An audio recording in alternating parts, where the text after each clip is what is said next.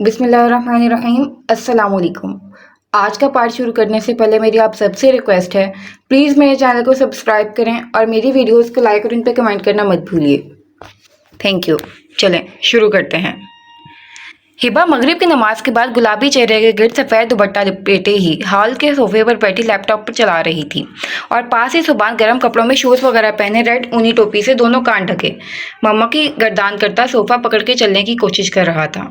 और इसके मुंह से बार बार मम्मा सुनकर हिबा का बस नहीं चल रहा था कि उसे अपने ही अंदर कहीं छुपा ले, जहां उसके शहजादे को उसकी नज़र भी ना छू सके। मुंह दर्द करेगा मम्मा की जान, अब बस करें। सुभान को एक तसल्सल से मम्मा मम्मा करता देख हिबा ने झुककर प्यार किया था। नया नया लफ्ज सीखा था, पतली जुबान पलटती ही जा रही थी। बोलने दे डॉक्टर बाजी, एक लफ्ज तो बोलते हैं ये, वैसे हैं बड़े लेत लतीफ। सोबी बाबा 11 माह के हो गए हैं, परसों मामा बोलना सीखा है और चलने की तैयारी भी जारी और सारी है। सिर्फ दिमाग कंप्यूटर की तरह चलता है, बस जब देखो मुझे आपसे डांट पड़वाते रहते हैं। पास बैठकर मटर छील रही नूरी ने मसनूई घूरी से सुबान को नवाजते हुए मुंह बसूर कर कहा, जिस पर सुबान ने भी उसे घूरा था। ऐसे नहीं कहो, मेरा शहजादा कोई लेट लतीफ नहीं है, बस थोड़ा कमजोर है, माँ का दूध नहीं मिला ना इसलिए। हिबा सुबान के सर पर हाथ फेरते हुए मसनूई खफगी से बोली, क्योंकि नूरी और सुबान के पंगे तो चलते ही रहते थे। अब सुबान साहब कभी ये कभी वो गिराते पड़ाते जो रहते थे। इस पर नूरी की गोद में उठाने पर बिना बात के वावेला मचाकर जो नूरी को डांट पड़वाते वो अलग। क्यों बाजी, सुबान बाबा को आपने दूध नहीं पिलाया? नूरी ने मटर का बास्केट नीचे रखते हुए हैरानगी से पूछा, जिस पर कीबोर्ड पर चल रहे हिबा के हाथ साकित हुए थे। अरे बाजी, आप डॉक्टर लोग ही तो कहते हो कि बच्चे को कम से कम 6 महीने माँ का दूध पिलाना चाहिए, फिर आप लोग खुद अमल नहीं करते। हमारे गांव में तो बच्चे को डब्बे का दूध पिलाना मायूब माना जाता है। बड़े बुजुर्ग कहते हैं इसी से तो माँ बच्चे का रिश्ता मजबूत होता है। अब देख लें, 3-4 महीने का बच्चा अपनी माँ के अलावा किसी को नहीं पहचानता। इसकी वजह यही है कि वो बच्चा। नूरी हिबा की हालत का ख्याल किए बगैर बूढ़ी दादी अम्मा की तरफ से दलाल दे रही थी और हिबा यकटक सुबान को देख रही थी। दिल किसी ने मुट्ठी में लेकर भींच दिया था और देखते ही देखते उसकी आंखें भर आई थीं। शहरी अमीर लोग तो अपने बच्चों पर ध्यान ही नहीं देते, तभी बड़े होकर बच्चों का खून सफेद हो जाता है और वो अपने माँ बाप को छोड़कर अपनी अपनी जिंदगी गुजारने लगते हैं। जबकि हमारे गांव में तो एक ही घर में नस्लें गुजर जाती हैं। और बस नूरी, जाकर सुबान के लिए वेजिटेबल दलिया बनाओ, जो मैंने तुम्हें उस दिन सिखाया था। हिबा की संजीदा आवाज पर नूरी की तकरीर को ब्रेक लगी थी। सारी डॉक्टर बाजी, मैं तो ऐसी। नूरी ने सफाई देनी चाहिए, वो अपनी बातों से मजबूर थी। जाओ। हिबा के दोबारा कहने पर नूरी बास्केट उठाती किचन में गायब हुई थी और हिबा लैपटॉप साइड पर रखकर नीचे कालीन पर सोफे के सहारे खड़े सुबान के बस घुटनों के बल बैठी थी। तो भी आपका और मेरा इन दोनों में से कोई रिश्ता नहीं है ना, खून का ना दूध का। तो क्या हमारा रिश्ता मजबूत नहीं है? क्या मैं आपकी मम्मा नहीं हुई? हिबा ने बहती आंखों से टूटे लहजे में उस मासूम से सवाल किया था। नूरी की बातों से दिल में एक दर्द सा उठा था। इस बच्चे ने उसके हाथों में जन्म लिया था, दुनिया में आने के बाद सबसे पहले उसे देखा था, इसकी गोद में आया था, इसके हाथ से खाया था। तो क्या ये सब रिश्ता कोई रिश्ता नहीं हुआ? ये बच्चा उसकी जिंदगी था, उसके जीने की वजह। जमीन भले सूरज के गिर्द घूमती है, लेकिन डॉक्टर हिबा की दुनिया पिछले 11 माह से इस बच्चे के गिर्द घूम रही थी। उसने उसके लिए एक माँ की तरह रातों की नींद, दिन का चैन सब कुर्बान किया था। इस बच्चे के रोने पर वो तड़पती थी, इसके बीमार होने पर उसने रात आंखों में काटी थी, सजदों में उसकी सेहत याबी के लिए गिड़गिड़ाई थी। तो क्या वो सब कुछ नहीं था? हिबा इन्हीं ख्यालों में खोई थी जब इसके आंसू से तरनम चेहरे पर नन्हे नन्हे हाथों का लम्स महसूस हुआ। मम्मा, मम्मा, मम्मा। सुभान उसके चेहरे पर चटाचट अपने नन्हे नन्हे हाथ मारता ये एक ही गर्दान लगाते हुए किलकारियां मारने लगा और सुभान की मासूम किलकारी डॉक्टर हिबा के जलते दर्द से लबरेज दिल पर ठंडी फवार की तरह गिरकर मरहम का काम कर रहे थे। उसने दोनों हाथ बढ़ाकर अपने मताए हयात को अपने अंदर समेटा था। होते होंगे वो रिश्ते भी मजबूत नूरी, लेकिन दिल के एहसास के रिश्तों से मजबूत नहीं। मेरा सोबी मेरा है, डॉक्टर हिबा की दुनिया, जिसके लिए वो कुछ कर सकती है, कुछ भी कर सकती है। हिबाएं धीरे से सुबान की पेशानी पर लब रखा था। उसे उसका जवाब मिल गया था। तभी पुरसकून सी सुबान की पेशानी पर लब रखकर आंखें बंद कर गई और दरवाजे में खड़ी नूरी नम आंखें साफ करती वापस किचन में चली गई थी। वो नहीं जानती थी कि उसकी डॉक्टर बाजी क्यों रो रही हैं। वो बस इतना जानती थी, सामने का मंजर दुनिया का सबसे हसीन मंजर था, दिल को मोह लेने वाला, मोहब्बत से गुंधा, दिल को छू जाने वाला। अब अगला सीन। हान, हान, हान, सॉरी, आई स्वेयर मम, मैंने कुछ नहीं देखा, प्रॉमिस कुछ नहीं देखा। देवा अपने खुशी में ब्रेक फेल गाड़ी की तरह हान का हॉर्न लगाती हान के कमरे में घुसी चली आई थी। उसे ड्रेसिंग के आगे खड़े होकर यूनिफॉर्म का बटन खोलता देख आंखों पर हाथ रखे उतनी स्पीड से पीछे। दीबा, हान ने खुले 2 बटन वापस बंद करके दरवाजे में आंखों पर हाथ रख के दीबा को आवाज दी। हान कसम ले ले, मैंने सच में कुछ नहीं देखा, कसम से। दीवा ने उसकी आवाज पर झट अपनी सफाई पेश की, जिस पर हान नफी में सर हिलाता मुस्कुराते हुए दरवाजे के पास चला आया। मैं सलमान खान की तरह यहाँ अपनी बॉडी का शो ऑफ भी नहीं कर रहा था, अब हाथ हटाएं। हान ने मुस्कुराकर कहते हुए खुद आगे होकर उसकी आंखों से हाथ हटाए थे। और खफा होने से पहले सॉरी, आज राउंड पर था इसलिए लेट हो गया, लेकिन अब आप मुझे सिर्फ 10 मिनट दें, मैं फ्रेश होकर आपकी खिदमत में हाजिर होता हूँ। हान ने उसे मुंह खोलता देख पहले अपनी सफाई पेश की। लेकिन अब मेरे पास फुर्सत नहीं है। पूछें, पूछें क्यों? दीपा सीने पर हाथ बांधकर दरवाजे से टेक लगाती आंखों में लोही चमक लिए बोली, जिस पर अहान ने मुस्कुराकर आईब्रो उठाए। क्यों? मैं क्यों बताऊं, गैस करें। मेरे बेस्ट फ्रेंड हैं, इतना अंदाजा नहीं लगा सकते मेरी खुशी के राज का? दीपा ने आंखें घुमाते हुए कहा, फिर पलक झपक झपक कर अहान के जवाब का इंतजार करने लगी, जो पेशानी पर 2 सोच की लकीर नमूदार के तुक्के लगाने की कोशिश कर रहा था।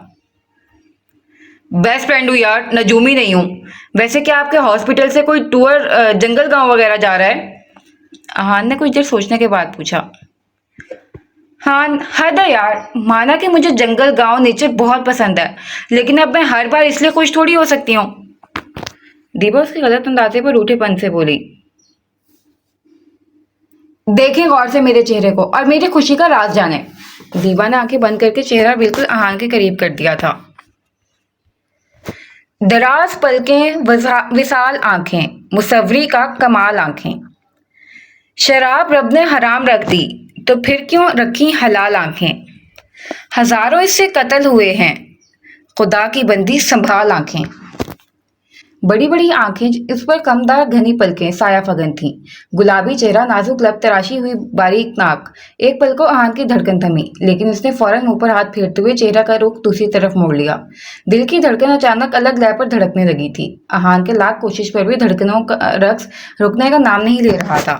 वो रुख मोड़े बार बार अपने चेहरे पर हाथ फेरने लगा। बताएं हान, आई एम वेटिंग। दीपा की खनकती आवाज धड़कनों की रफ्तार वापस अपने असल पर ले आई थी। तो शायद आज आपकी ड्यूटी ओटी में थी, इसलिए आप कल बता रही थी ना आपको ऑपरेशन थिएटर में ड्यूटी देने का शौक हो रहा है। अहान वार्डरोब की तरफ बढ़ते हुए नॉर्मल लहजे में बोला। इस एक पल की कैफियत से वो पूरी तरह निकल आया था। हान! उसके दोबारा से गलत अंदाजे पर दीपा का एहतजाज कुछ ज्यादा ही बुलंद हो गया था। तभी पास से अपने कमरे की तरफ बढ़े इंस्पेक्टर साहब उधर निकल आए। उफ उफ, जाली डॉक्टर, क्यों साउंड पॉल्यूशन फैला रही हो? कान के पर्दे फटकर खून का दरिया निकल आया है। हर किसी के कान के पर्दे तुम्हारे हान की तरह लोहे के नहीं बने होते। थोड़ा इसी बात का ख्याल कर लो। अल्लाह अल्लाह। अरसलान बगल में कैप दबाई यूं ही कान में उंगली हिलाता कमरे में चला आया था। अभी मेरा दिमाग बहुत गर्म है उल्टी खोपड़ी वाले इंस्पेक्टर, ऐसा ना हो मैं तुम्हारा खड़े खड़े ऑपरेशन कर दूं। दीपा उसके गलत वक्त पर एंट्री से झल्लाती मुठियां भेजती अरसलान की तरफ बढ़ी। अरे अरे रुको जंगली बिल्ली, मुझे लगता है तुम्हारा दिमाग वाकई बहुत गर्म है, तभी सोचने समझने की सलाहियत मफलूज हो गई है। बोलो भला, अब ऑपरेशन थिएटर में गर्म दिमाग का क्या काम? जहां काम है वहां इस्तेमाल करो ना। ऐसे करो, एक बड़े से पतीले में पानी भर के अपने सर पर चढ़ा दो। तुम्हारा बेस्ट फ्रेंड अभी बात लेने जा रहा है तो नहा लेगा, इसी बहाने बिजली की बचत हो जाएगी। अरसलान ने उसे दोनों हाथ आगे करके रुकने का इशारा करते हुए एक आंख दबाकर मशवरा दिया, जिस पर गुस्से की ज्यादती से दीपा की आंखें सुर्ख अंगारा हुई थी। हान, समझा ले अपने मस्करे भाई को, वरना मैंने इसका कत्ल कर देना है। दीपा दोनों हाथ लेकर अरसलान का गला दबाने लगी, जब अहान ने पीछे से कंधों से थामा। रिलैक्स दीपा, तुम यहाँ क्या कर रहे हो? दीवा को अपनी तरफ खींचते हुए दांत पीस कर उसे देखा जो उसे दांत दिखा रहा था। एक कान, दूसरा उसके कान, तीसरा अपने दीवा के सामने सबके दुख से अनजान। अरसलान ने ताकिब से सर हिलाया जब वहां कमिश्नर साहब और तहसीन बेगम भी चले आए थे। क्या हुआ भाई, क्यों शोर मचाया हुआ है? कमिश्नर साहब ने अरसलान की शैतानी मुस्कुराहट और दोनों बेस्ट फ्रेंड्स की घूरी देखकर सवाल किया। कुछ खास नहीं चाचू, डॉक्टर साहिबा का दिमाग शायद ओवरलोड की वजह से खराब हो गया है, तो मैं वही सलाह देने आया था। लेकिन आप तो जानते हैं भलाई का दौर नहीं रहा। अरसलान फौरन मासूम शक्ल बनाकर तहसीन बेगम के करीब आया। तुम्हारी भलाई तो मैं करता हूँ अभी। अहान दीवा को साइड पर करता खुद दांत पीस कर आगे बढ़ा था जब अरसलान बिदक के तहसीन बेगम के पीछे हुआ। देखें चाची, खुलेआम एक ईमानदार, जिम्मेदार, फर्माबरदार, सबरदार, समझदार इंस्पेक्टर पर शहर के एसपी का अपने दोस्त के लिए तशद्दुद। मुझे नहीं पता चाची, मुझे भी अपने लिए लड़ने वाला बेस्ट फ्रेंड चाहिए। अरसलान पहली रूहानी आवाज में अपनी शान में तारीफ के पुल बांधता, फिर तहसीन बेगम के कंधे पर सर रखकर जिद्दी लहजे में बोला। आंखों की शरारती चमक पर तो आफरीन थी। तुम समझदार, फर्माबरदार, जिम्मेदार और सबरदार रहने दो साहबजादे, कहीं इस झूठ पर जमीन ना हिलना हो जाए। और मेरी बीवी को ज्यादा मस्के ना लगाया करो। कमिश्नर अकबर ने उसे घूरते हुए फौरन तहसीन बेगम से अलग किया था। और तुम जैसे उल्टी खोपड़ी वाले इंस्पेक्टर, फसादी इंस्पेक्टर को तुम्हारे लिए लड़ने वाली बेस्ट फ्रेंड की नहीं, बल्कि तुमसे हमावक्त लड़ने झगड़ने वाली बेलन वाली बीवी की जरूरत है, जो तुमसे बैल की तरह काम ले। सुबह, दोपहर, शाम तुम्हें दो दो बेलन लगाए। सुबह फजर में 2 बेलन लगाकर दूध के लिए गेट पर खड़ा कर दे, फिर सब्जी के लिए भेजे, फिर ग्रीन टी बनवाए, फिर नाश्ते में अनवार किस्म के डिशेज बनवाए, फिर लंच में। दीवा दांत पीस कर जो शुरू हुई तो फिर अरसलान की चीख से ही चुप हुई। बस ऐसी बीवी से मैं कवारा मर जाऊं। अल्लाह तू ही मासूम मजलूम अली विला के वर्दी वाले जलादों और इस जाली डॉक्टर के सताए बच्चे पर रहम कर दे। जा रहा हूँ। इतनी बदुआओं के बाद आज से तुमसे मेरे सारे रिश्ते नाते खत्म। अरसलान सारे एक्टिंग के रिकॉर्ड तोड़ता मसनूई आंसू साफ करता हुआ बोला। लेकिन जाली डॉक्टर, मेरे फैसले पर गौर लाजमी करना। बाहर निकलती आंख दबा के पल में कहता वहां से गायब हुआ था। पीछे सब ने तासुब से सर हिलाया था। हाँ बताएं दीवा, क्या बता रही थी आप? अहान वापस मुंह फुलाए खड़ी दीवा की तरफ मुतवज्जा हुई। हाशी भाई वापस आ रहे हैं, यही बताने आई थी। सब सत्यानाश कर दिया आप दोनों भाइयों ने। दीवा सब पर खुशकुन हैरत का पहाड़ तोड़कर धप-धप करती वहां से वॉकआउट कर गई। अब अगला सीन। सुबह ठीक 9 बजे मामूल के मुताबिक पूरा अली विला टेबल के गिर्द मौजूद था, सिवाय आला मकाम इंस्पेक्टर अरसलान साहब के, जो इतने पहुंचे हुए आला दर्जे का ढीठ थे कि दाबू से रोजाना इज्जत अफजाई कराने के बावजूद अपनी लेट लतीफ आदत से बाज नहीं आते थे। मोहतरम के इरशादात थे कि जब तक दिन में एक बार दाबू के हाथों तबीयत साफ नहीं होती, रात में नींद नहीं आती, बदहजमी का मसला हो जाता है। बड़ी बहू, अरसलान कहाँ है? दाबू ने सब पर एक नजर डालते हुए पूछा। मैं यहाँ हूँ दाबू, वो बस एक फाइल ढूंढ रहा था इसलिए थोड़ा लेट हो गया, वरना आज मैं बहुत ज़्यादा जल्दी जाग गया था। अरसलान हाथ में कैप पकड़े पूरे 32 के 32 दांतों की नुमाइश करता जल्दी जल्दी टेबल के पास आया था, ये जाने बगैर कि उसके सफ़ेद झूठ का राज उसकी सुर्ख आंखें अफशा कर रही हैं। अच्छा, वेरी गुड। फिर फाइल कहाँ है? दाबू ने हाथ के इशारे से उसे बैठने से रोकते हुए भारी आवाज में इस्तफसार किया, जिस पर सबने अपने अपने प्लेट में सर डालकर मुस्कुराहट छुपाई। फाइल दाबू। अरसलान के चेहरे का रंग पल में फक हुआ था, मतलब कि झूठ पकड़ा गया और साथ नाश्ता भी गया। जी बरखोरदार, आप ज्यादा जल्दी जाग गए थे, शायद इसीलिए आंखें सुर्ख और दिमाग सुन हो गया है, तभी एक बार की बात आपके समझ में नहीं आ रही। दाबू आपके स्पाट लहजे में बोले थे और उनके जलाल पर अरसलान थूक निकलते हुए मस्कीन शक्ल बनाकर साइड पर खड़ी 3 खवातीन को देखा, जो सुसर का ख्याल करते हुए जबरदस्ती संजीदा खड़ी थीं, वरना अरसलान की रोती बसूरती शक्ल देखकर तो रोता बंदा हंसते। जवाब नहीं दिया बरखोरदार, फाइल कहाँ है? दाबू भी उसी के दादा थे, अपने सवाल पर जोर डाल के कड़क लहजे में पूछा, जिस पर अरसलान ने आसपास नजर दौड़ाई और परेशान नजर जैसे ही दाखिली दरवाजे की तरफ उठी, परेशान चेहरे पर हैरानी के साथ बेयकीनी के तासुरात नमूदार हुए। हाशी भाई। अरसलान की नजरों ने जैसे ही हकीकत को कबूल किया, वो फौरन खुशी से दोबर होता सरशार सा दाखिली दरवाजे की तरफ बढ़ा था। मेरे पास इसकी कोई फाइल नहीं है दाबू। हाशी। अहान ने खुद को समझते हुए हाथ खड़े किए, फिर लफ्ज़ हाशी पर ध्यान जाते ही प्लेट छोड़कर हैरान अपनी जगह खड़ा हुआ था। आओ जाली डॉक्टर, देखो हाशी भाई आ गए। अरसलान दौड़ के दाखिली दरवाजे पर 2 सफरी बैग पकड़े खड़े एहतशाम के गले लगता ऊंची आवाज में ऐलान कर गया, जिस पर सबके सब हैरान परेशान अपनी अपनी जगह पर खड़े हुए थे। और अरसलान के गले लगते हस्ती को देख जहां तहसीन बेगम शमीम बेगम को खुशकुन हैरत ने लपेट में लिया था, वहीं तंजीला बेगम की आंखों में पानी उतर आया था, जबकि दीबा दौड़कर अरसलान को पीछे करती शाम के गले लग गई थी। बस बस जाली डॉक्टर, इतना इमोशनल ड्रामा काफी है। एक तो तुम रोते हुए इतनी खतरनाक लग रही हो कि बंदा देखकर भी होश हो जाए। दूसरा, जिस हिसाब से तुम्हारे काजल पहले वाटर सप्लाई से पानी बह रहा है, कोई बईद नहीं 5 मिनट बाद अली विला जजीरा नुमा में बदल जाए, फिर तुम्हें तो तुम्हारा सुपर हान बचा लेगा, लेकिन मुझ मासूम का क्या। ना बाबा ना, मैंने में बहुत नहीं मरना, बेहतर है तुम खामोश हो जाओ। अरसलान ने दीबा को पकड़कर एहतशाम से अलग करते हुए अच्छी खासी तकरीर कर डाली थी, जिस पर वहां खड़े सभी नफूसों ने उसे बड़ी बेजार मगर खूनख्वार नजरों से घूरा था। देख रहे हैं भाई, ऐसे ही तंग करता है उल्टी खोपड़ी वाला इंस्पेक्टर मुझे। दीबा ने सूसू करते हुए फौरन अरसलान की शिकायत लगाई थी। भाई अभी आपने अपनी ब्रांड नहीं वाइट शर्ट देख रहे हैं, जो तुमने पहले अपने मेकअप से भरे चेहरे से लगाकर गंदी की, फिर आंसुओं से दाग पुख्ता किए। अरसलान की जुबान भी भला कोई रोक सकता था। अरसलान, तुम चुप करोगे? पीछे से अयतर साहब की आवाज़ पर दुनिया का आखिरी शरीफ सादतमंद बच्चा जी पापा कहता वापस आकर टेबल पर बैठ गए। कुछ देर पहले तक जो नाश्ता मिलने के दूर दूर तक कोई चांसेस नहीं थे, अभी हशाम की आमद के दोपहर में मिले नाश्ते पर टूट पड़ा था, जबकि अब हशाम संजीदा चेहरे के साथ बारी बारी सबसे मिल रहा था।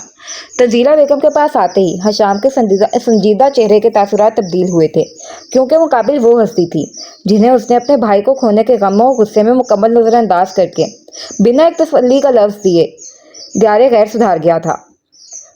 अली विला के लोगों के गुस्से में उसने माँ तक को नजरअंदाज किया था, जिसे इस वक्त सबसे ज्यादा उसी की जरूरत और उसी के सहारे की जरूरत थी, क्योंकि अगर उसने अपना भाई खोया था तो उस माँ ने अपनी पहली औलाद खोई थी। कोख खोने के दर्द से बड़ा दर्द दुनिया में कोई नहीं होता। बहुत जल्दी याद आ गई बेटा तुम्हें अपनी माँ की।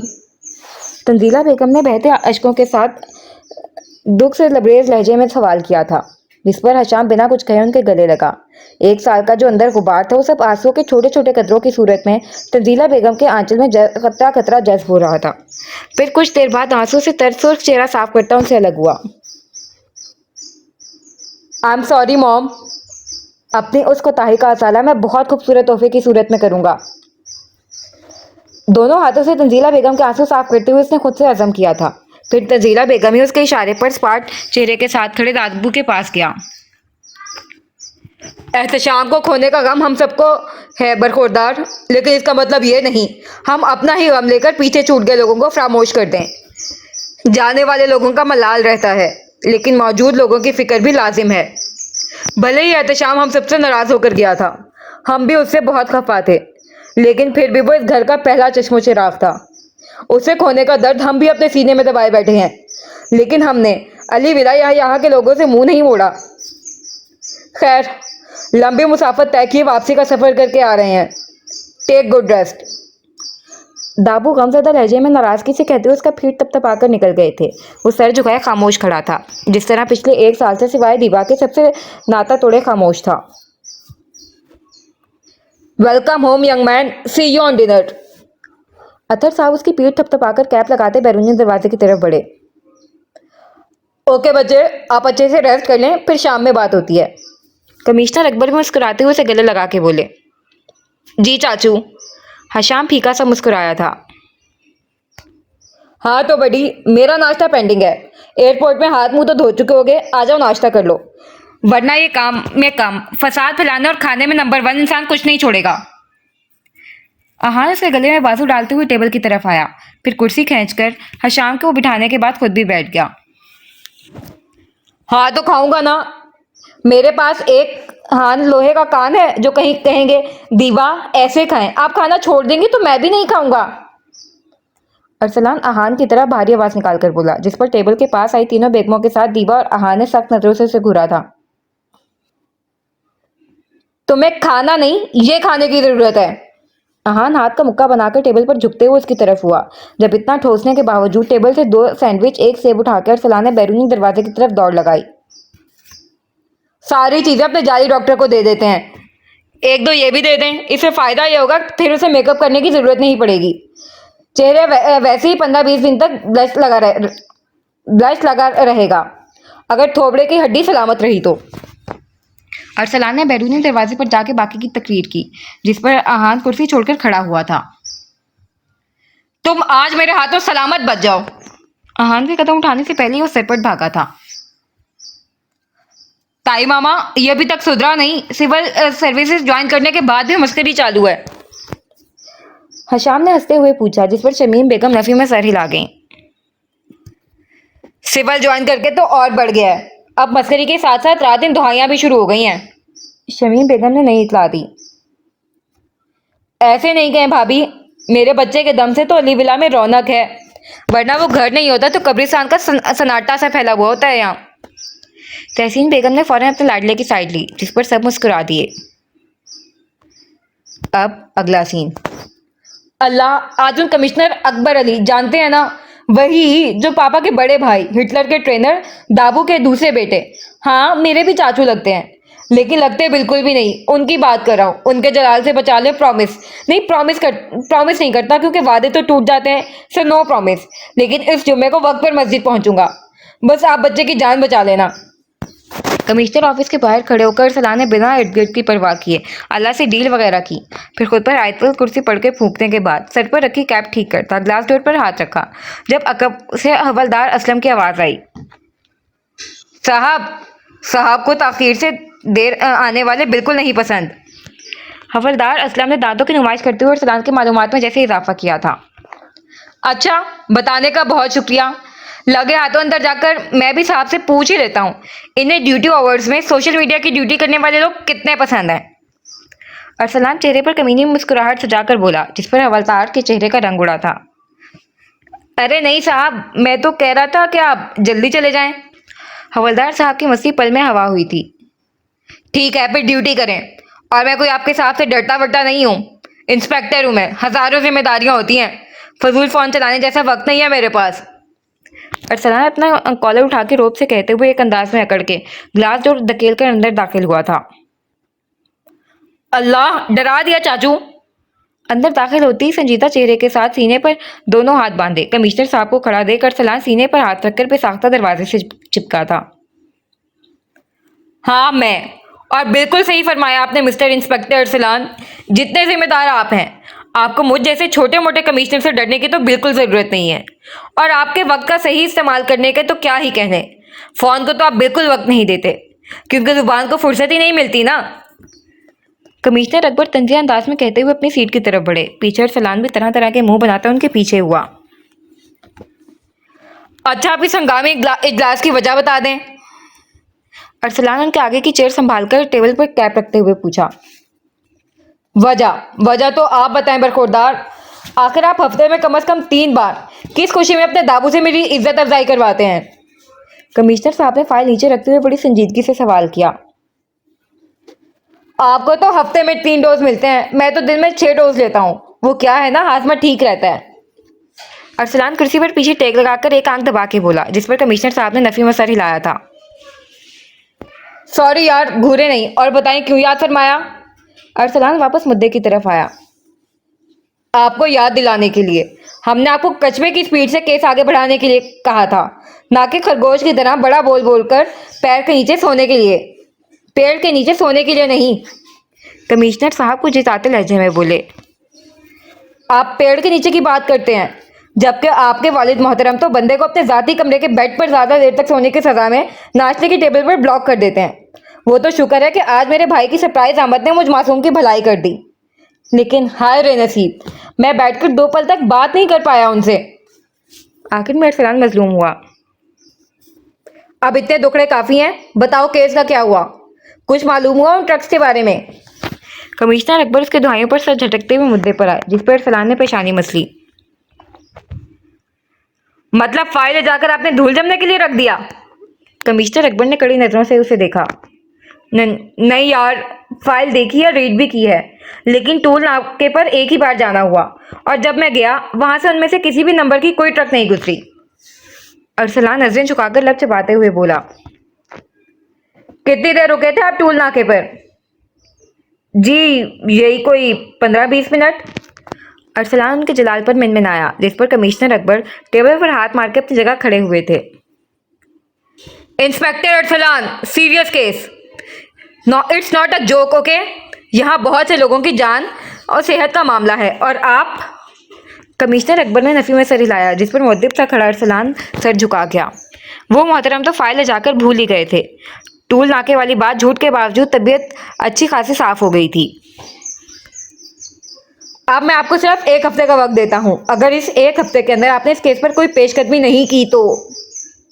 कमिश्नर साहब ने चंद सानिये के लिए रुककर उसकी शक्ल देखी। तो मैं आपका ट्रांसफर दूसरे शहर करवा दूंगा, फिर आप जाने और आपका। अरे अरे ब्रेक पर पैर रखें यार, क्यों मजलूम पर जुल्म के पहाड़ तोड़ रहे हैं? जा रहा हूं ना, अभी रिपोर्ट बनाकर लाऊंगा। इससे बेहतर है मैं रिपोर्टर बन जाता। अल्लाह अब तू ही मेरा सहारा है, कोई क्लू दे देना प्लीज। अरसलान फौरन अपनी कैप उठाकर दरवाजे की तरफ बढ़ा। पीछे कमिश्नर साहब मुस्कुराते हुए इत्मीनान से अपनी कुर्सी संभाल गए, क्योंकि अरसलान की स्पीड बढ़ाने का यह आइडिया हमेशा से करामत रहा था। अब अगला सीन। अपने मकसद को लेकर जुनूनी इंसान कम से कम आज के दिन तो आराम कर लेता, नहीं कम से कम 4 घंटे तो उस हाथी जैसे जिस्म को सुकून दे देता। लेकिन नहीं, हाजिर हो गया मेरे सर पर मालिकुल मौत की तरह। 12 बजे के करीब शाम के बताए रेस्टोरेंट में पहुंचते ही राफी उस पर गर्म हुआ था, जो ग्रे पैंट पर व्हाइट शर्ट पहने पेशानी पर बल डाले से घूर रहा था। इससे पहले कि मैं उठकर अपने हाथों से वाकई तेरी रूह कब्ज करूं, अपनी फजूल बकवास बकरे मुंह का ढक्कन बंद करके इंसानों की तरह अपनी जगह बैठ। हशाम अपनी जगह सीधा होते हुए पेशानी के बलों में इजाफा करते हुए बोला, जिस पर राफी मुंह बिगाड़ता अपनी जगह बैठ गया था। हशाम नाश्ते के बाद कुछ देर तीनों बेगमों के साथ बैठकर अपने कमरे में जाकर फ्रेश हुआ था।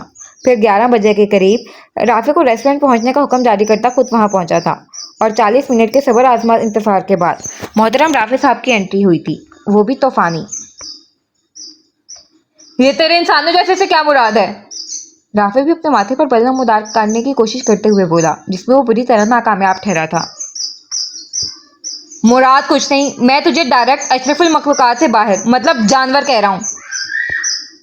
हशाम हाथ के इशारे से वेटर को अपनी तरफ बुलाते हुए बोला और वेटर के करीब आते ही राफी ने दिल खोलकर ऑर्डर दिया था। तुझे बिल्कुल शर्म नहीं आती ना? 4 साल बाद भी तू वहीं का वहीं है। हशाम ने दांत पीस के खुद को दांत दिखा रहे नदीदे इंसान को तासुब से देखा, जो सदा का भूखा था। प्यारे, इसमें शर्म का कोई अमल दखल नहीं है, बात तो तकल्लुफ की है। यारी दोस्ती में कैसा तकल्लुफ, वो भी तब जब यार मोहब्बत के शहर से कड़क रोकड़े कमा के आ रहा हो, उस पर तजाद कोई चाबी मतलब भाभी उसकी जेब ढीली करने वाली ना हो, फिर तो यारों का ही हक होता है। और जिगर तेरा तो एक ही यार 1000 के बराबर है। वैसे तकल्लुफ से एक शेर याद आया, ए ज़ौक़ की तकल्लुफ में है तकलीफ सरासर, सकून में है वो जो तकल्लुफ नहीं करते। राफी ने अपनी लॉजिक पर पूरा ज्ञान बांटने के बाद हशाम के गुस्से से सुर्ख हो रहे चेहरे की परवाह किए बगैर गला साफ करके शेर अर्ज किया, 2 सेकंड है तेरे पास, उस डॉक्टर की सारी तफसील में जाके बता, वरना वो स्विमिंग पूल नजर आ रहा है उठा के वहां फेंकाऊंगा। फिर खाना तो नहीं, पानी के साथ पेट पूजा करना। शायद स्विमिंग पूल की तरफ इशारा करते हुए हशाम की तरफ से मिले सीरियस धमकी पर राफी सीधा हुआ था। डॉक्टर हिबा के आगे पीछे कोई नहीं है, यतीम खाने में पली बड़ी हैं, पढ़ने में काफ़ी तेज मतलब ज़हीन तालिब इल्म थी। सो पढ़ाई का पूरा खर्चा किसी ट्रस्ट ने उठाया था। उम्र 27 के ऊपर है। पिछले 2.5 साल से जहां नीलम भाभी का इंतकाल हुआ है, वहीं इंटर्नशिप के बाद अपने डॉक्टर की खिदमत अंजाम दे रही हैं। और अब पिछले 11 माह मतलब भाभी के इंतकाल के कुछ 20-25 दिन बाद यहाँ के एक फ्लैट में शिफ्ट हुई हैं। ज़्यादा किसी से मिलती जुलती नहीं है, अपने आप में रहती हैं। घर में कोई नहीं होता सिवाय उनके और मिस्टर सोबान शहजादे के। राफी संजीदगी से सब तफसील में बता रहा था जब हशाम ने चौंक के सर उठाया। शादीशुदा है? हशाम सोबान वाली बात पर ठटका। नहीं यार, मैंने शौहर कब कहा? तो फिर सोबान? हशाम ने बेचैनी से पूछा, जिस पर राफी के संजीदा चेहरे पर मुस्कुराहट बिखरी। तेरी तलाश सोबान एहतशाम अली, जिसे वो शहजादे सोबान कहती हैं। राफे ने आंखों में चमक लेकर अपने दोस्त को देखा, जिसकी आंखों में आंसू चमका था। फिर सोबान, मेरा सोबान, मेरे भाई की निशानी। लेकिन उस डॉक्टर ने मेरे भाई के खून को उनका नाम क्यों नहीं दिया? वो कोई लावारिस बच्चा नहीं था जिसे उसने उनका सरनेम नहीं दिया। वो अली विला का शहजादा है। वो हशाम का ध्यान अचानक नाम पर जाते ही तैश के आलम में अपनी जगह मुटका भींचता खड़ा हुआ। रिलैक्स हशाम, हर बात पर हाइपर होना लाजिम नहीं है तुम पर। ये सब मालूमात मैंने लोगों के जरिए जमा की हैं और लोग वही बताएंगे जो वो सुनेंगे। एंड मोस्ट इम्पॉर्टेंट, मेरा ख्याल है तो अभी से उन्हें अपने दिल में डॉक्टर के लिए बदगुमानी पैदा मत कर। पहले सारी सूरत हाल और उस डॉक्टर को समझ, फिर किसी नतीजे पर पहुंच। हसास मामलों में किसी भी फैसले पर पहुंचने की जल्दबाजी अच्छी नहीं होती। राफे से पहली बात पर जज्बाती होकर भड़कता देख नरमी से समझा गया, क्योंकि जितना उसने डॉक्टर हिबा के बारे में मालूम किया था उससे यही मालूम हुआ था कि डॉक्टर हिबा अपने बच्चे पर जान छिड़कती हैं। इसमें फैसला लेने जैसा क्या है राफे साहब? सोबान मेरे भाई की आखिरी निशानी है। मेरा खून उसे मेरा ही होना है। इस बात में कहीं कोई शक की गुंजाइश ही नहीं कि मैं सूरत हाल को समझने से नतीजे पर पहुंचने तक मैं वक्त बर्बाद करूं। हशाम फैसला कुन अंदाज में अटल लहजे में बोला, जिस पर राफे ने पेशानी बस ली। हशाम, तू यहाँ सेल्फिश हो रहा है यार। मतलब तुझे सिर्फ तो नजर आ रहा है, डॉक्टर का भी सोचना होगा यार। यार उस डॉक्टर ने पिछले 11 माह से सोबान को संभाला है, तो तू कैसे यकतरफा बात कर सकता है? राफे ने उसकी तवज्जो हिबा की तरफ दिलानी चाहिए। मैं कोई सेल्फिश नहीं हो रहा, इसमें उस डॉक्टर ही की भलाई है। सोबान को मुझे सौंपकर वो अपनी लाइफ में आज़ाद हो जाएगी। और रही बात 11 माह सोबान को पालने की, तो मैं उन्हें इसकी मुंह मांगी कीमत मुआवजे की सूरत में देने को तैयार हूँ। हशाम इत्मीनान से बोला, जैसे वो पहले से सब तय करके आया था। हशाम, जज्बात, एहसासात, मोहब्बत, लगाव, अपनापन, इन सब चीज़ों की तजारत नहीं होती, क्योंकि ये सब अनमोल होते हैं। जिसका कोई मोल ही नहीं, उसकी क्या कोई कीमत लगाए या मुआवजा अदा करेगा? सो आई इंसिस्ट, डोंट रश। इंसान अगर एक जानवर के साथ भी 10 से 11 दिन गुजार ले तो उसे भी लगाव महसूस करता है, एक उनसियत सी हो जाती है। फिर तू कैसे इतनी सफाकी से काम ले सकता है? देख यार, मैंने तेरे कहने पर कुछ दिन उस डॉक्टर की टाइमिंग्स ऑब्जर्व की हैं, और यकीन कर, जिस तरह वो सुबह सुबान को डे केयर छोड़ने जाती है ना, फिर दोपहर और शाम में लेने जाती है, जितनी नरमी से वो सुबान को देखती है। राफी उसे तफसील में समझाने ही चाह रहा था कि हशाम ने हाथ खड़े कर दिए। खाना आ गया है, तू खाना खा, बाकी मैं संभाल लूंगा। एहतशाम को सख्ती से बात काटने पर राफी ने लब भींचकर हशाम के तने नकूश देखे। एहतशाम की नागहानी मौत ने उसके हंसते खेलते दोस्त को बदल कर रख दिया था। हमा वक्त हंसते मुस्कुराने वाला हशाम संजीदा और स्पार्ट हो गया था। बस इतनी सी रिक्वेस्ट है, डायरेक्ट कुछ करने के बजाय कम से कम 1 हफ्ते का वक्त ले ले। राफे कुछ तवक्कुफ के बाद बोला, जिस पर हशाम ने नागवारी से उसे देखा। प्लीज, तुझ जैसे नदीदे इंसान के आगे खाना रखा है और तुझे उस डॉक्टर के जज्बात एहसासात की पड़ी है। कहीं यह मामला तेरे जज्बात एहसासात का तो नहीं? हशाम ने मशकूक नजरों से उसे देखा। अस्तगफिरुल्लाह, तूने ही तो कहा था एक चीज में क्लोज ऑब्जर्वेशन रखूं। राफे ने कानों को हाथ लगाए। ओके, कोशिश करूंगा, लेकिन सिर्फ 1 हफ्ता। अब ठोस। हशाम ने सब्जी से उसकी तवज्जो खाने की तरफ दिलाई। वैसे ईमान से है बड़ी प्यारी डॉक्टर, मर्ज़ या मोहब्बत लाजिम है पर बुरी नहीं। राफे ने भाप उड़ाती बिरयानी प्लेट में उतारते हुए शरारत से आंख दिखाई। तू अपनी ठरक और ठोसने की आदत से बाज ना आई, मतलब अपने और उनके बीच की उम्र का ही ख्याल कर ले। हशाम ने तासुब से उसे देखा। देखकर तो कोई काफिर भी नहीं कह सकता कि मोहतरमा 27 क्रॉस कर चुकी हैं। अब जब कुदरत ने यह फ़र्क वाजे नहीं किया तो हम क्यों जहमत करें? राफे बिरयानी से भरा चम्मच मुंह में डालते हुए शरारत से बोला, जिस पर हशाम तासुब से सर हिलाते खाने की तरफ मुतवज्जे हुआ, लेकिन दिमाग उसके आगे का लाए अमल की तरफ मुतवज्जे था। अब अगला सीन। सुलेमान चौधरी के गोडाउन के पिछले हिस्से के खुले हिस्से में बने बड़े से हॉल में लगे जगह जगह रखे लकड़ी के टेबलों के गिर्द होशमंद और नशे में धुत जुए की लत के मारों की भीड़ जमा थी, क्योंकि चौधरी ये जुए का अड्डा हफ्ते में 2 दिन ही खुलवाता था और जुए की लत के मारे लोग गंद के गिर्द जमा हुए मक्खियों की तरह यहाँ अपनी मेहनत की कमाई उड़ाने चले आते थे, जिन्हें दूसरी जानिब सोफे पर टांग चढ़ाकर बैठा चौधरी बड़े फख्र से देख रहा था। तभी उसका खास आदमी मुअद्दब सा आकर उसके सीने पर दोनों हाथ बांधकर खड़ा हुआ था। सलाम चौधरी साहब। मुकाबिल के अदब से किए गए सलाम पर चौधरी ने अकड़ी गर्दन में बल डालकर जुबान को हिलाने की बजाय सोफे के डंडों पर मौजूद अपने सोने की अंगूठियों से सजे उंगलियों को सिर्फ उठा के वापस रख दिया। उस चौधरी के गोडाउन में कदम रखने वाली की लाश को कहाँ ठिकाने लगाया? चौधरी सीधा मुद्दे पर आया था, जिस पर मुकाबिल का झुका सर कुछ और झुका। माफी सरकार, उसका कोई पता नहीं। अभी अनवर की बात दरमियान में ही थी कि चौधरी ने झटके से अपनी जगह से उठकर उसका गिरबान मुट्ठी में जकड़ा था। क्या मतलब है? वो गाली, अभी तक जहन्नुम वासिल नहीं हुआ। 15 दिन 15 हो गए हैं। 15 दिन का मतलब समझते हो? चौधरी धाड़ा था, जिस पर अनवर ने सिर्फ माफी सरकार कहा था। क्या माफी सरकार? जी तो करता है कि तुम सब मुफ्तखोरों को एक एक करके गोली मार दूं। चौधरी अपनी जेब से बंदूक निकालकर उसकी कनपट्टी पर रखते हुए हलक के बल चलाया था, जिस पर अनवर की सांस सूखी थी। सरकार, मेरे पास दूसरी खुशखबरी है आपके लिए। अनवर ने हलक तर करते हुए अपनी बात कही, वरना चौधरी से कोई बैद नहीं था वो ऐसा कर गुजरता। बको।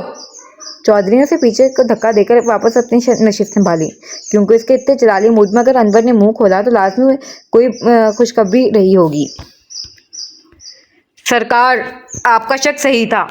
नीलम बीबी का बच्चा जिंदा है, उसी हॉस्पिटल के किसी डॉक्टर या नर्स के किसी पास है। उसका भी सही से मालूम नहीं, लेकिन ये बात पक्की है, नीलम बीबी की लाश हमारे हवाले करते हुए गलत बयानी से काम लिया गया था।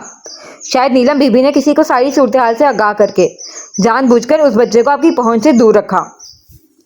अनवर ने नजरें झुकाकर सारी तफसील बताई, जो कल ही वो हॉस्पिटल के स्टाफ को पैसे खिलाकर चौधरी का ध्यान उस वीडियो बनाने वाले से हटाने के लिए निकाल लाया था। तो यहाँ खड़े का वक्त बर्बाद कर रहे हो?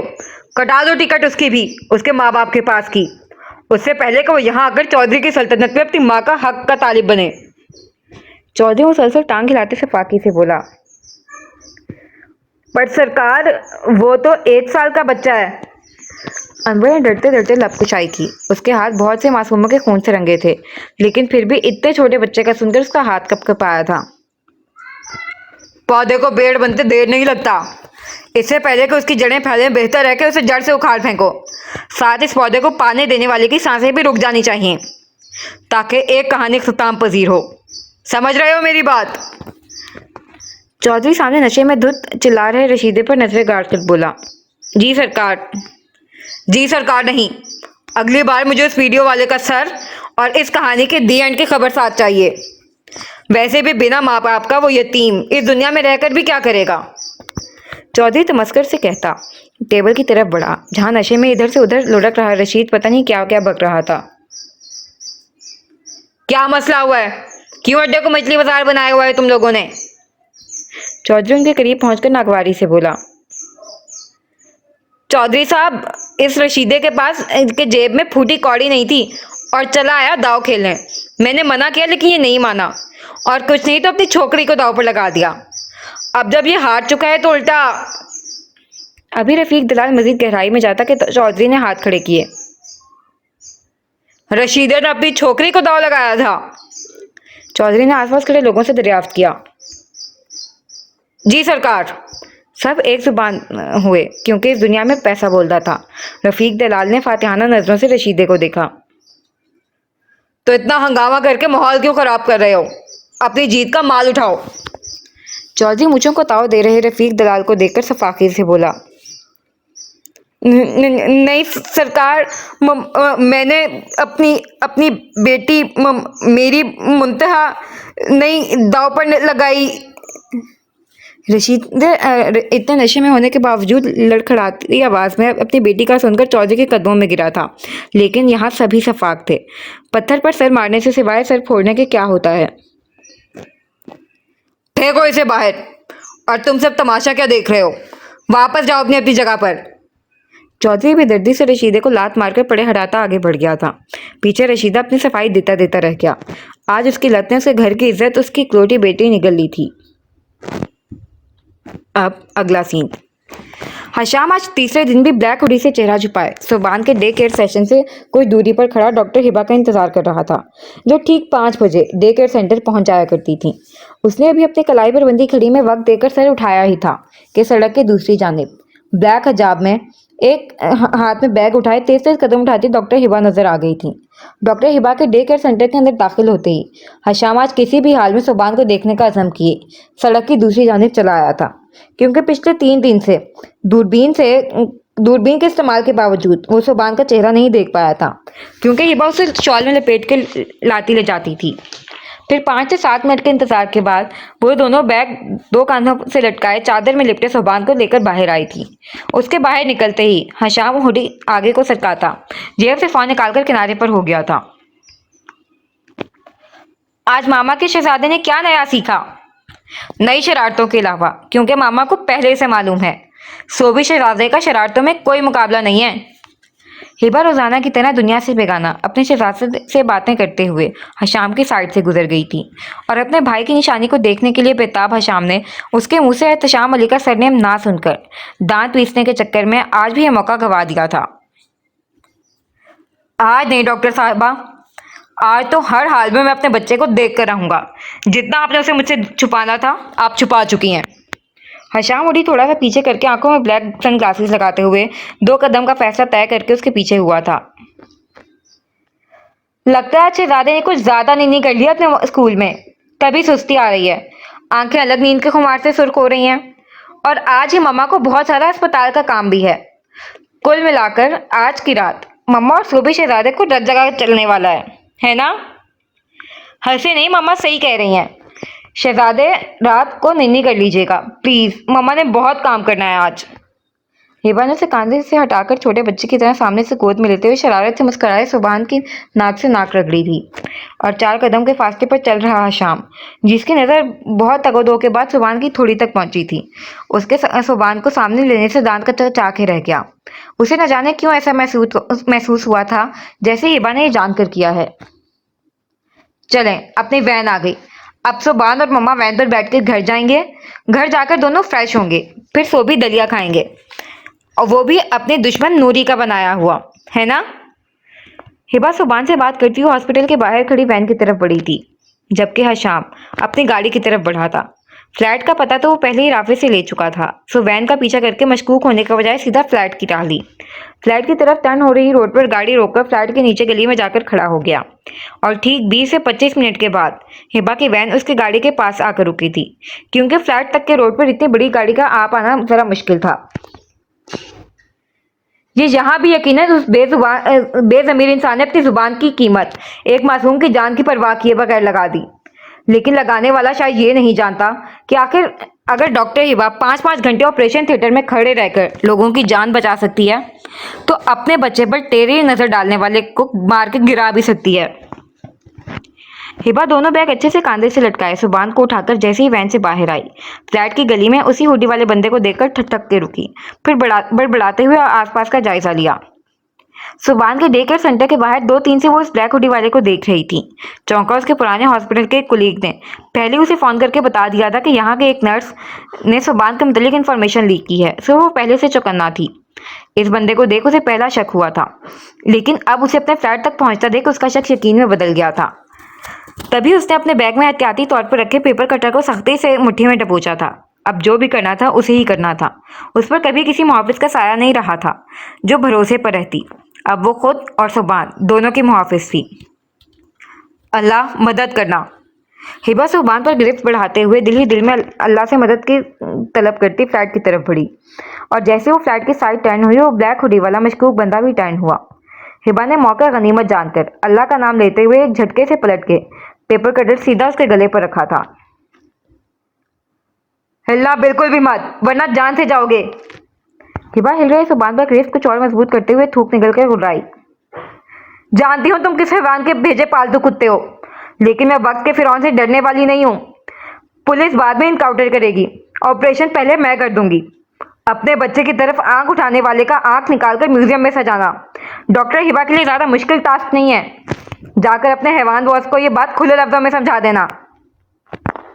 हिबा मुकाबिल की शायरक पर पेपर कटर का दबाव बढ़ाते हुए सुर्ख आंखों के साथ घुराई थी। साथ दूसरे हाथ से सुबान पर भी गिरफ्त मजबूत से मजबूत कर चुकी थी। अकेली औरत, सुनसान सड़क, डर तो कहीं था, लेकिन भरोसा था कि अल्लाह भी है उसके साथ। क्योंकि अगर आज छुप जाती तो कल निकलना मुश्किल होता, और मुकाबिल को उसकी ये हरकत जो शह देती वो अलग। अगर आज वो फ्लैट तक पहुंच गया था तो कल फ्लैट में भी पहुंच सकता था। बेहतर था वो पहले उसे बावर करवा देती कि वो कमजोर नहीं है। समझ में आ गई ना मेरी बात? क्योंकि मैं उन माओं में से नहीं हूँ जो अपने बच्चे को पल्लू में पीछे को छुपाकर मुकाबिल के आगे घुटने टेक देती हैं, बल्कि मैं उन माओं में से हूँ जो अपने बच्चे के आगे करके मुकाबिल को पहले ललकारती हैं, फिर उसके मुंह में हाथ डालकर उसका कलेजा बाहर निकाल लेती हैं। मुकाबिल को मुज़ाहमत ना करता देख हिबा की हिम्मत बढ़ी थी। तभी हल्के खून के कतरे नमूदार हुए। शायरक पर दबाव कुछ और बढ़ाती हुई ललकारी, डायलॉग तो वाकई बॉक्स ऑफिस पर धूम मचा देने वाले हैं, लेकिन सीन थोड़ा कच्चा है। मतलब थरथराते डायलॉग के साथ बच्चे पर आपकी मजबूत गिरफ्त और कालूद पेशानी, आंखों में खौफ के बादल। हशाम जो पहले अचानक उसके हमले पर फिर जुर्रत पर हैरान हुआ। उसके पल पल जुबान पर बढ़ती गिरफ्त देख गले में जलन महसूस करने के बावजूद ना चाहते हुए भी मुस्कुरा कर बोला, जिस पर हिबा के हाथ में लर्जिश पैदा हुई थी। उसने शिद्दत से गले में किसी फरिश्ते की आमद की दुआ की, लेकिन शायद ये कबूलियत का वक्त नहीं था। बकवास बंद करो अपनी, क्योंकि मैं ऐसा। अभी हिबा की बात दरमियान में ही थी। खैशाम ने उसका अपने गले पर रखा हाथ पकड़कर पीछे दीवार से लगाया, और साथ ही अचानक हमले से हिबा की जुबान पर कमजोर गिरफ्त का फायदा उठाते हुए बड़े एहतियात से जुबान उसकी गोद से अपने गोद में लिया था। मेरी तलाश। जुबान को गोद में लेते ही हशाम की आंखें झिलमिलाई थीं, क्योंकि उसके लम्स से एहतशाम बहुत नजदीक महसूस हुआ था। वो लरसते हाथों से बच्चे के ऊपर से शॉल हटाकर आंखें बंद किए उसकी पेशानी का बोसा लेने झुका ही था। मेरा बच्चा, जान ले लूंगी मैं तुम्हारी।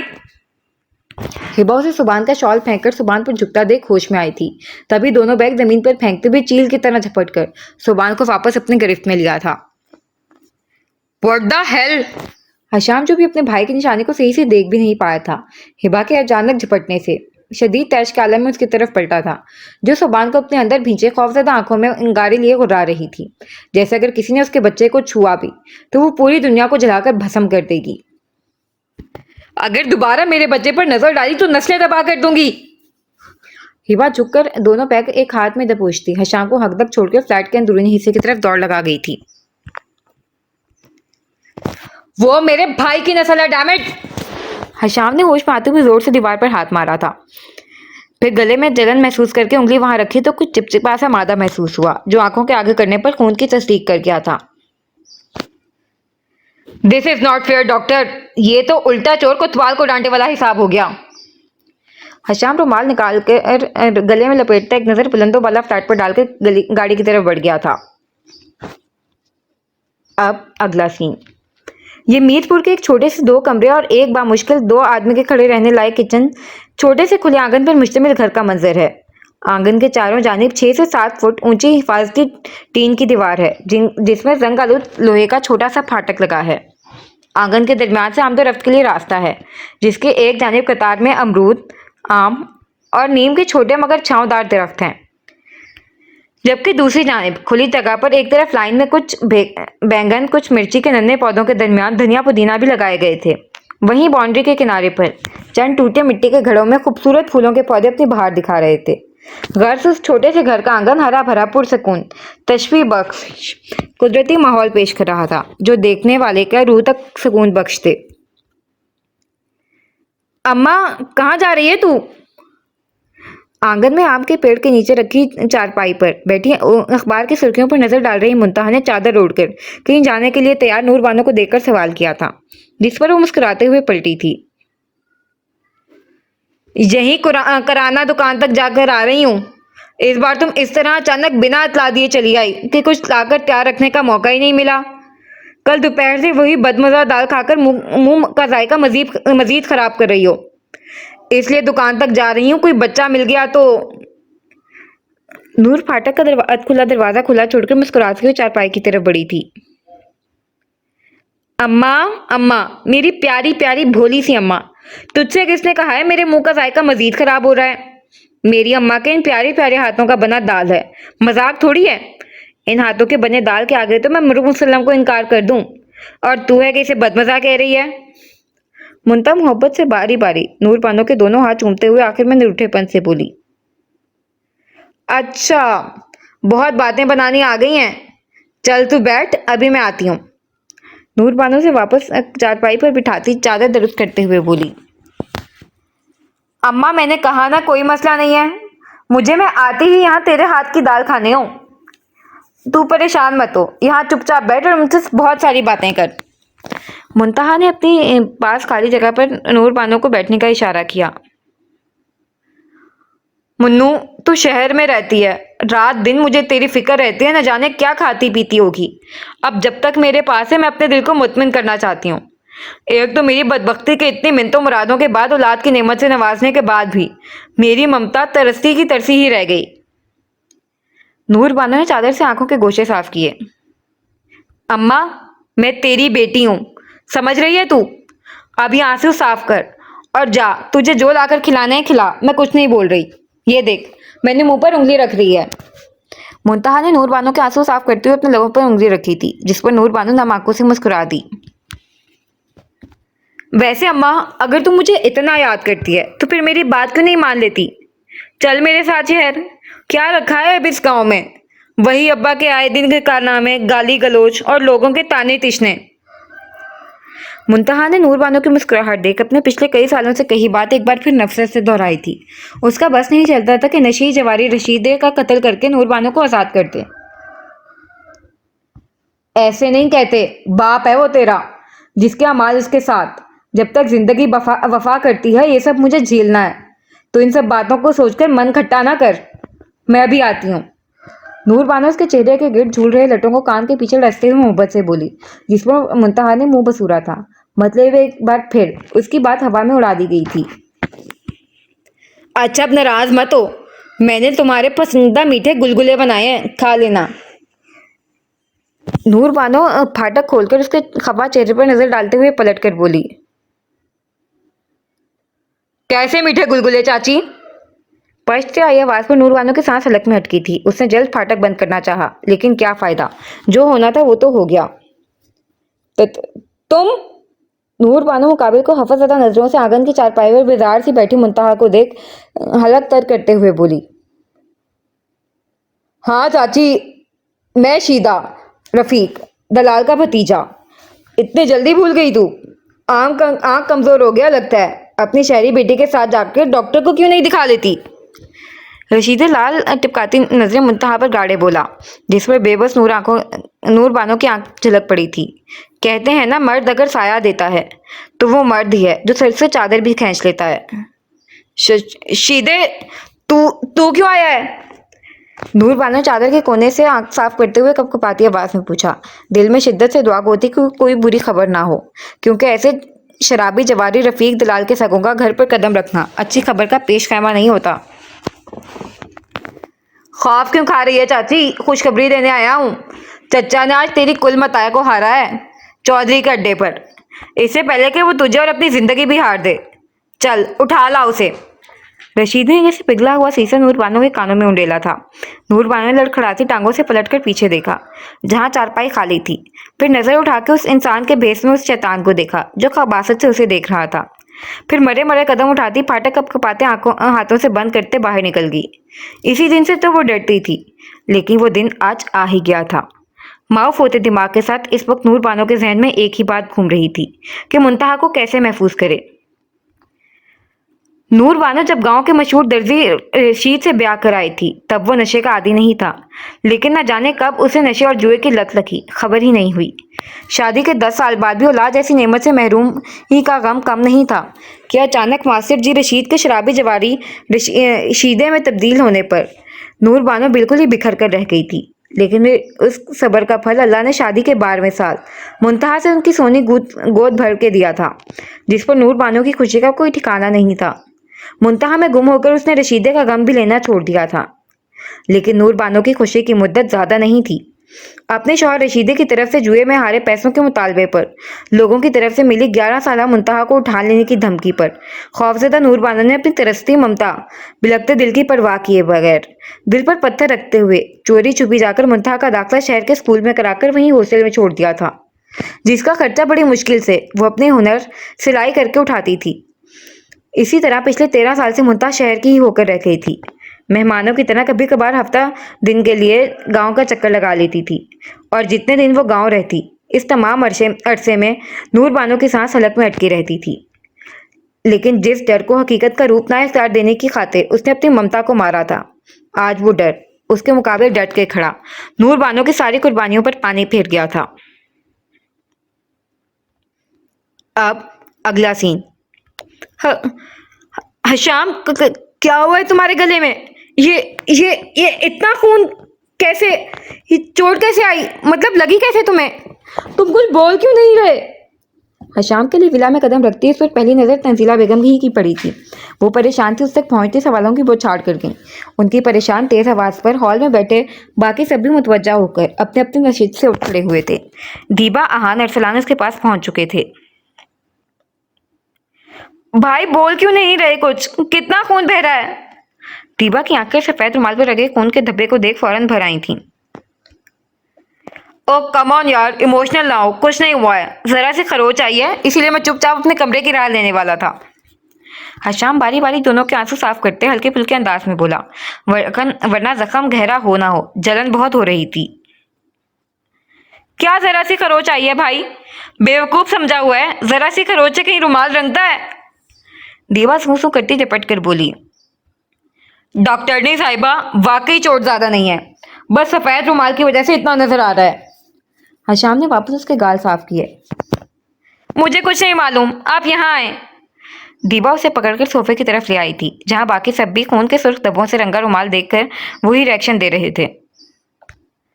कैसे लगी है ये? दाबू ने गले से रुमाल हटाकर जख्म का मुआयना करते हुए अपने असली रोबदार लहजे में पूछा। जी वो किसी की हेल्प करने में लग गई। दाबू के आगे तो यूं भी जुबान कम ही पलटती थी, इस पर झूठ के लिए तो अरसलान जैसी जुबान की जरूरत होती थी। तभी जुबान लड़खड़ा गई। अब सच थोड़ी ना बता सकता था कि हर जख्म का इलाज करने वाली मखलूक जिसे लोग डॉक्टर के नाम से जानते हैं, ये जख्म उनकी इनायत है। दीवा बेटा, आप फर्स्ट एड दे दें और देख लें अगर टीटी इंजेक्शन की जरूरत हो तो।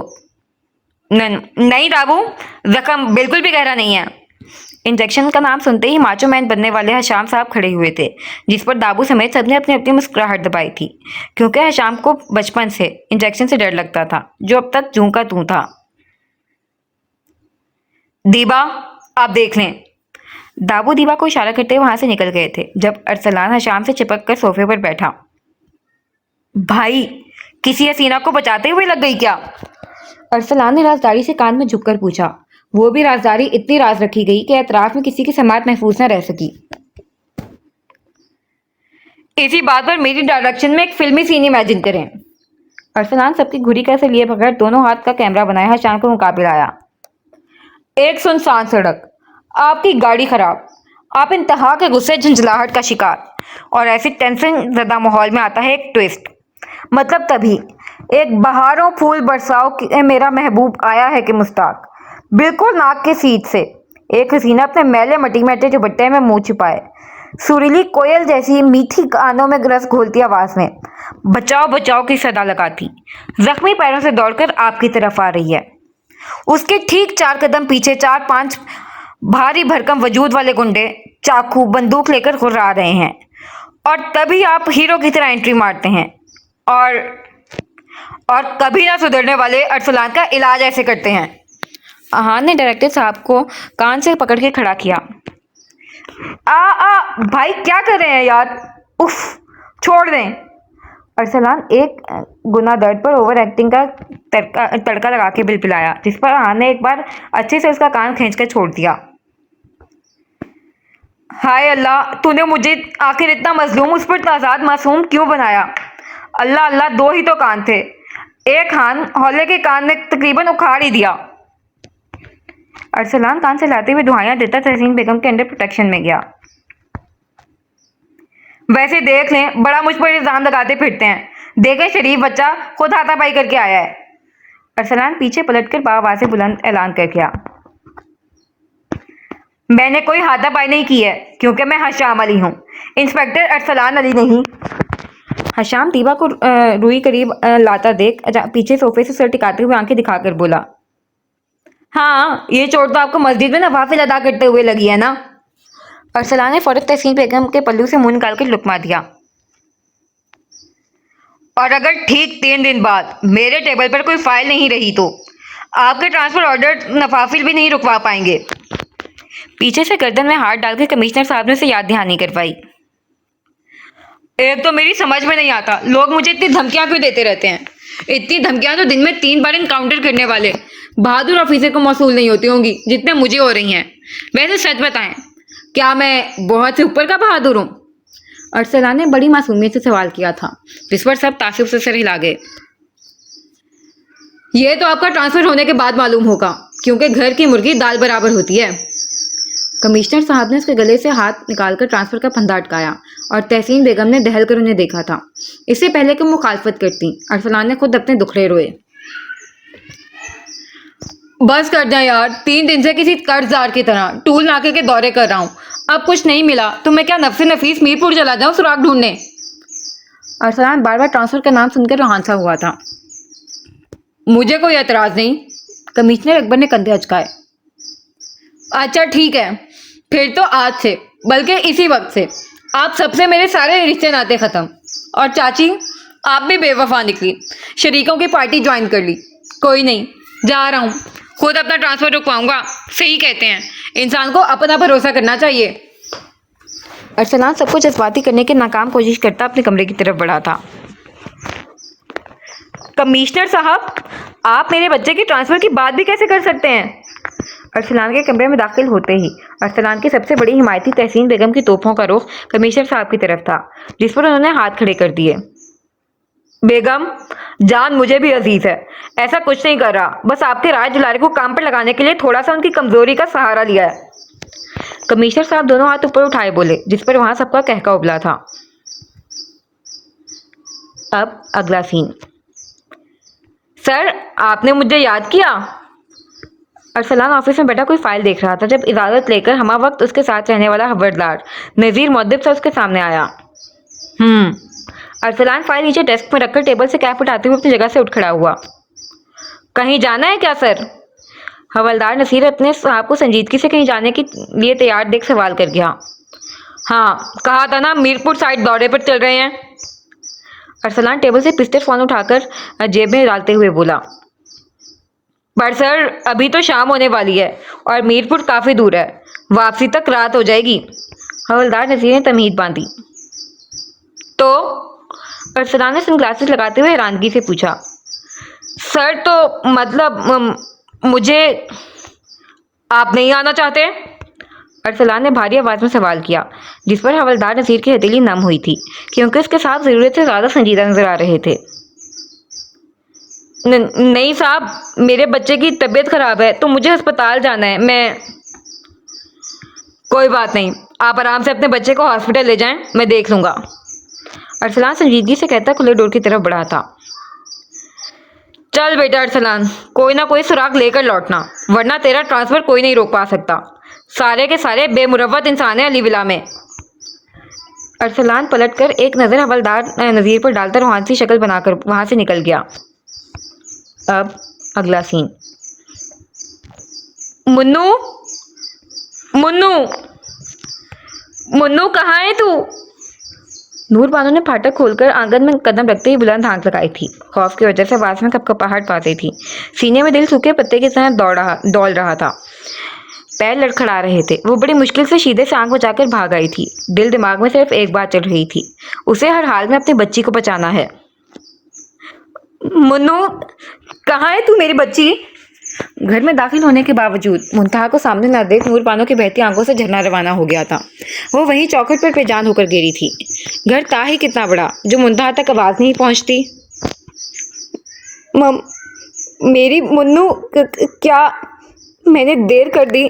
और रफीक दलाल, नहीं नहीं, ये नहीं हो सकता। मुन्नू। नूर बानो चादर खींचकर सर फेंकते हुए हरियाणी अंदाज में चिल्लाई, जब मुंतहा की परेशान आवाज ने उसके बेजान वजूद में जान डाली थी। अम्मा, क्या हुआ है तुझे? ऐसे क्यों कर रही है? मुंतहा परेशानी से नूर बानो के पहलू में बैठी थी, जिस पर नूर बानो ने बेसाख्ता उसे गले लगाया था। कब से आवाज दे रही हूँ, आवाज क्यों नहीं दे रही थी तू? मुझे लगा मैंने तुझे हार दिया। देर कर दी आने में, खो दिया हमेशा के लिए। नूर बानो से गले लगाए फूट फूट कर रोते हुए बोली, जिस पर मुंतहा ने उसे खुद से अलग किया था। क्या नाप शनाप बोल रही है अम्मा, मैं तो वॉशरूम में थी। वैसे कि अब्बा ने फिर कोई नया चंद चढ़ाया है। नूर बानो की बिगड़ी हालत देख मुंतहा ने यही अंदाजा लगाया, जिसके रद्द अमल में नूर बानो की बहती आंखों में अचानक ही खौफ के घंघूर बादल छाए थे। वो झटके से अपनी जगह खड़ी हुई थी। तू चल मेरे साथ। नूर बानो मुंतहा के हाथ थामे तकरीबन घसीटते हुए उसे लेकर कमरे की तरफ बढ़ी थी। अम्मा, हुआ क्या है? मुंतहा नूर बानो को बिना अपना हाथ छोड़े लकड़ी की अलमारी की तरफ बढ़ता देख हैरान हुई। जो भी हुआ है तू मुझसे सवाल मत कर, बस वो कर जो मैं कह रही हूँ। नूर बानो ने एक हाथ से अपना गाल साफ करते हुए अलमारी से अपना सबसे पुराना कमीज सलवार निकाला था। अब जा, जल्दी से ये पहन कर आ। नूर बानो कपड़े मुंतहा के हाथ पर रखते उजलत में बोली, जिस पर हैरान परेशान मुंतहा ने अजीब नजरों से उस रंग उड़े कपड़े को देखा। फिर अपने आप पर एक नजर डाली। वो इस वक्त अच्छे खासे व्हाइट कुर्ती पर नेवी ब्लू प्लाजो पहने हुए थी। फिर ये मुंतहा खड़ी देख क्या रही है, जा जल्दी से पहन कर आ इसे। नूर बानो से उसी तरह खड़ा देख खुद ही उसका हाथ पकड़े साइड रूम में ले आई थी। अब जल्दी से ये बदल कर आ जा, जल्दी मतलब जल्दी। नूर बानो बार बार अपनी आंखें साफ करती हुक्माना अंदाज में बोली। पर अम्मा, हुआ क्या है? अब अगर तूने कोई सवाल किया ना मुन्नू, तो तू अपनी माँ का मरा मुंह देखेगी। चुपचाप मैं जो कह रही हूँ करने दे मुझे। नूर बानो रोने की वजह से सुर्ख आंखों को बड़ी करके दुरुस्तगी से बोली, जिस पर मुंतहा लब भींचे कमरे में बंद हुई, क्योंकि अगर नूर बानो इतनी शदीद मजम्मत कर रही थी तो ज़रूर कोई ठोस वजह थी। वैसे भी जब वो गांव आती थी तो नूर बानो से लेकर कुछ ज़्यादा हसास हो जाती थी, और आज तो वो ज़रूरत से ज़्यादा ही संजीदा थी। फिर उसके बाहर आते ही नूर बानो से पकड़ के कमरे में मौजूद वाहिद चारपाई पर बिठा दिया। दुपट्टा साइड पर करती साइड से सरसों की तेल की बोतल उठाकर कभी तकरीबन आधा उसके सर में उंडेल दिया था। फिर कस के दो चोटियां बनाने के बाद साइड कुर्सी पर रखा बड़ा सा स्याह रंग का न जाने कितने सालों पुराना सा चादर उठाकर उसे सर से पैर तक तकरीबन ढक दिया था। मुंतहा बिल्कुल एक बेजान गुड़िया की तरह सब कर रही थी। नूर बानो के उस चादर उसके हाथ में पकड़ाते ही मुंतहा ने सर उठाकर अपने आप को देखा। न जाने कब का पुराना शलवार कमीज, पैरों को छूती स्याह चादर में आधे से ज्यादा तेल में अटा चेहरा, वो क्या थी और नूर बानो ने उसे क्या बना दिया था? उसने बिना लबकुशाई के सिर्फ नजरों से खुद को नम नजरों से देख रही नूर बानो की तरफ नजरें उठाई थी, जिस पर नूर बानो छोटे छोटे कदम उठाती, बहती आंखों से उसके करीब आते हुए टूटे लहजे में गोया हुई। आज मुझे हकीकत में अफसोस हुआ है कि मैंने तेरे बाप से शादी क्यों की। लानत भेज रही हूँ मैं उस घड़ी पर जब मैंने एक शराबी जवारी, अपनी इज्जत तक को दाव लगा देने वाले जलील शख्स की बीवी होने के बाद भी उस रब से औलाद मांगी। और शिकायत है उस रब से कि उसने मेरी कोख में बेटी दी, जिसे उसके बाप, जो मुहाफिज का दूसरा नाम है, उसने भरे बाजार में अपनी लत की भेंट चढ़ा दिया, अपनी इज्जत का सौदा कर दिया। नूर बानो ने नरमी से उसका हैरान परेशान चेहरा अपने हाथों के प्याले में लिया था, जबकि वर्ता हैरत में माँ के लफ्ज़ों पर यकीन करने की कोशिश कर रही थी। दिमाग आनो सुना यकीन करने पर तैयार नहीं था। उसका बाप जवारी था, शराबी था, लेकिन सफाक, बेज़मीर, बेगैरत, बेहिस भी हो सकता है, वो मानने से इनकारी थी। और नूर बानो बड़ी हसरत से यक तक उसके एक एक चेहरे को देख रही थी। फिर उसका हाथ पकड़ के बुत बनी मुंतहा को घसीटती पिछले दरवाजे की तरफ बढ़ी। मुंतहा किसी बेजान वजूद की तरह घसीटती जा रही थी। फाटक खोलकर नूर बानो उसकी तरफ घूमी थी।